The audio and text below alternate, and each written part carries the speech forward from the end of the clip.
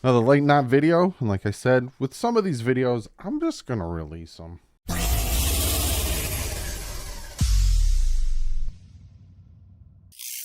What is up, Fin fans? Got some Miami Dolphins news and updates, or updates and news. I don't know what I'm gonna name this video, but I got some updates from Vic Fangio, which I'm gonna keep giving you them as I get them. Bradley Chubb. I got Tua Tagovailoa. I got some dates. And also, not dates like person, but one of you guys sent me something. So I'm going to open it for comment of the day. I'm going to open something one of you guys sent me. This is all the way from Winter Haven, Florida. Shout out to all the subs in Winter Haven, Florida from Primus. Appreciate you sending me something. I'm going to open that for comment of the day. But let's jump into this. First and foremost, Bradley Chubb is now a Pro Bowler. He was an alternate for Khalil Mack, so he's going to the Pro Bowl. And good for him. I'm happy. Another Dolphins going to the Pro Bowl, even though probably we all know how I feel about the Pro Bowl. Like, in all honesty, we all know how I feel about the Pro Bowl. It's a popularity contest. It's about the name. It's about, because no offense, big X fan and all that stuff, but did Xavier Howard really deserve to be a first ballot Pro Bowler? But Bradley Chubb, probably a lot of his accolades that he did when he was with the Broncos before he came to Miami. But if I had to choose a Dolphin outside linebacker to go for Khalil Mack, it would have been Jalen Phillips. But Bradley Chubb goes in for Khalil Mack. Christian Wilkins, I think, is the first alternate. So if one of the DTs don't go, probably someone from the Eagles won't go. I think Christian Wilkins will be added to that list. Speaking of Pro Bowl, I'm going to play you something. And we're going to listen to it together. And we're going to react to it. This is from Joe Rome. So, because you mentioned Joe Rome? I think that's his name. Rome. So, because you mentioned Tua, let me ask you one quick follow. Any sense of when he's clear and out of the protocol? Or, could his career already be in jeopardy? I have heard that he actually was clear, but they just didn't want him messing around and going to the Pro Bowl stuff. There's been a couple different conflicting things, but every sense I get is that they feel good about where he is right now, but just want to be careful. So that was Mike Jones of The Athletic on Jim Rome. I don't know why my brain wasn't working there. We'll listen to it one more time. It's short. It's 20 seconds. We'll listen to it one more time. Because you mentioned Tua, let me ask you one quick follow. Any sense of when he's clear and out of the protocol? Or, could his career already be in jeopardy? I have heard that he actually was clear, but they just didn't want him messing around and going to the Pro Bowl stuff. There's been a couple different conflicting things, but every sense I get is that they feel good about where he is right now, but just want to be careful. Now, I'll tell you how I feel about that. First off, Pro Bowl is now essentially a flag football game, and I'm not even trying to be funny and say it's pretty much flag football. I think this season is flag football. There's no contact, there's no tackling, any of that stuff. Why? That's my question with this, right? Now, he's saying that he's not in concussion protocol necessarily, that he needs to be in concussion protocol, but they did it to keep him from going to the Pro Bowl and messing around. Why? He's not going to hit his head. He's not going to get tackled. Why not let him go out there, throw the ball around, show, this and that? Because there's so many people that I've read comments saying, I wish he would go to Pro Bowl so people can see how bad his accuracy is. And I would love to see him go to the Pro Bowl to shut people up.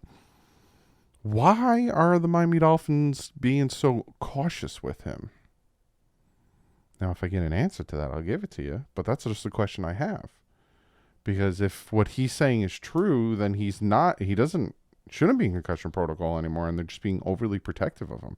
Because why don't you want him messing around in the Pro Bowl? Why don't you want him showing people that he's healthy and he's fine and he's good to go next year? That's where I'm like, something's fishy. Something smells rotten in Denmark.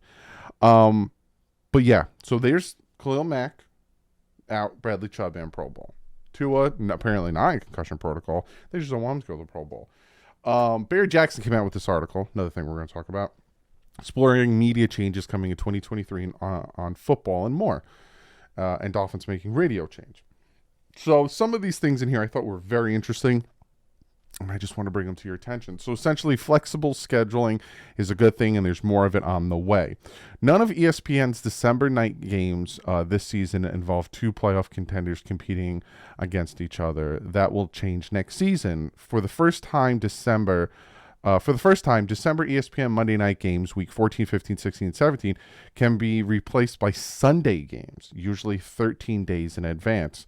That's a win for everyone except fans whose travel plans have been disrupted. So essentially, it has to be 13 days in advance that flexes happen. And if you notice, like when the Dolphins, their Chargers game got flexed and the Bills game got flexed, it was 2 weeks, 13 days beforehand.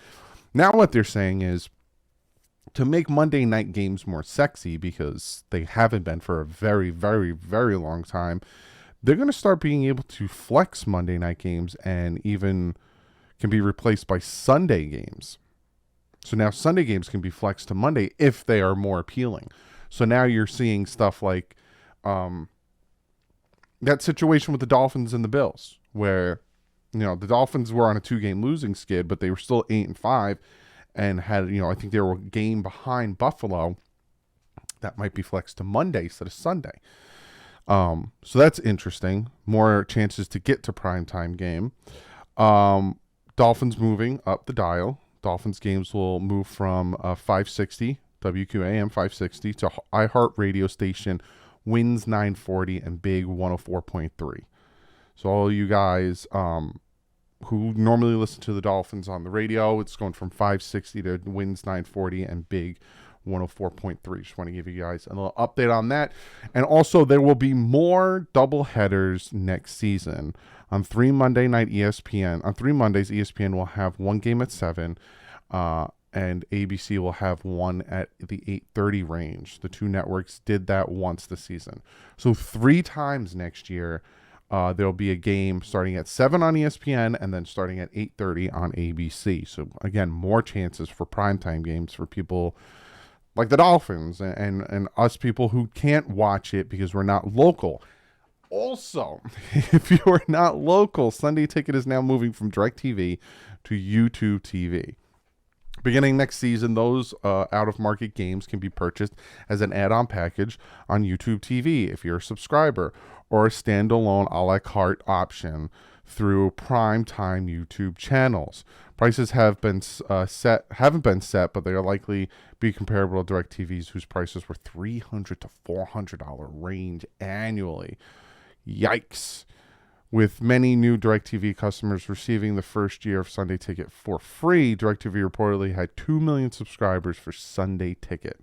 YouTube TV has just more than 5 million subscribers. There are 122 million TV households, but more than 2 billion access YouTube content each month, according to the company. Homes that subscribe to a different cable or satellite provider can purchase Sunday Ticket through the YouTube app and primetime YouTube channels. So you won't be obligated to subscribe to YouTube TV to access the games. The NFL and YouTube are working on how to license games to sports bars and restaurants. YouTube will pay $2 billion per year over the next 7 seasons, a sizable increase from DirecTV's 1.5.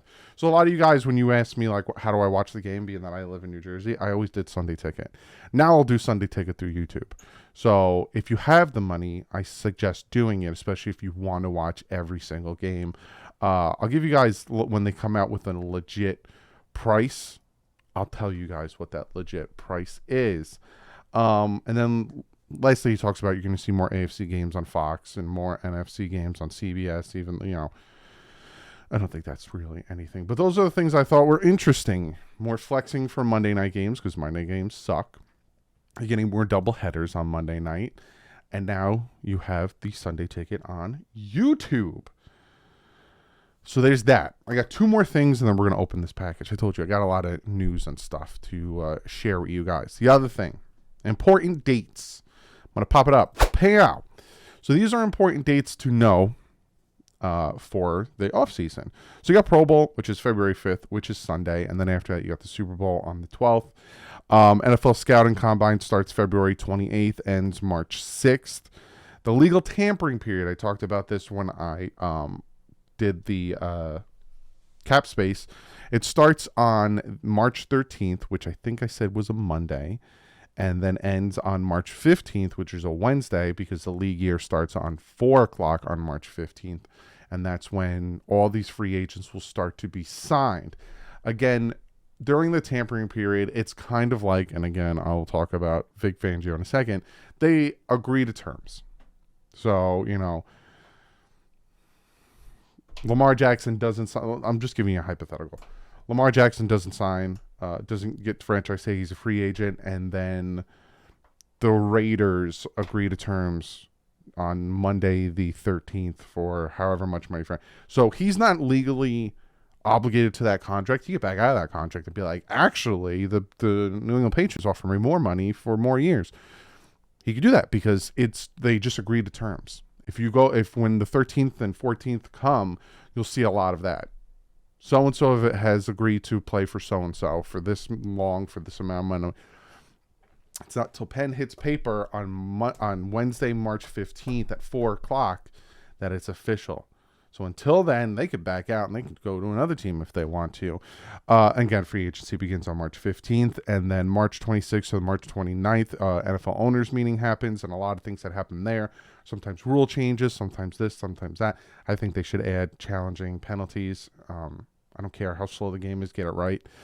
First day of off-season program happens April 17th, and then, which is like OTAs and stuff like that. And then the draft, April 27th and April 29th. I will be live for the first 2 days of the draft. I won't be live for the third day of the draft. I might be. I don't know. We'll see.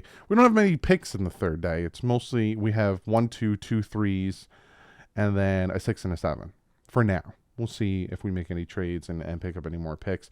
But I'll be definitely live for the second day where we have 3 picks, and then I'm not going to be live for the third day unless, like I said, all of a sudden we get a ton of picks. And that is your important dates. So remember those dates. Jot them down if you want to. And then the last thing I'm going to talk about before we open this package, because I have no idea what is in it. Andy Slater at 11:30 a.m. yesterday, because again, is it midnight yet? Yeah, it's midnight. So yesterday, the 30th, because right now it's the 31st. Said Vic Fangio will be the Dolphins defensive coordinator as a flat sport buzz, essentially Barry Jackson, and more, and many others have confirmed. An official announcement from the team will come after he signs a piece of paper with a pen, not a pencil or a magic marker, and it's possible that could happen today. Obviously, it didn't happen today or yesterday. But yes, I know a lot of people are freaking out over Vic Fangio not signing, and then a lot of people are freaking out because there's reports and sources coming out saying that he's waiting for the 49ers to see if their defensive coordinator goes to the Texans and this and that, blah, blah, blah. I kind of wish that it didn't get leaked, because then people would still be in hold pattern and not freaking out over the fact that they think he's going to back out. But so many people are saying that he agreed to terms. So we'll see. But I wanted to give you all those news, all those updates. Comment below. Let me know what you guys think. What do you guys think of Bradley Chubb going to the Pro Bowl? What do you think? And I know I'm going to get a lot of you guys telling me what you guys think of Tua, that Tua story. I don't know if that's true. I think it's always away from you. Always away from you. Never towards you. I don't know if I find that true, because that's super suspicious and super fishy if the Dolphins just didn't want him to mess around at the Pro Bowl. Why not? Why not show that he's healthy? Why not show, look, we're making the right choice by sticking with Tua for next year? So suspicious. Comment below about everything. And let's see what I got for comment of the day. There's styrofoam in here. I think it's important. I'm going to flip it this way. It's a frame picture. Is there a letter? No letter. Oh, that's cool. That's cool.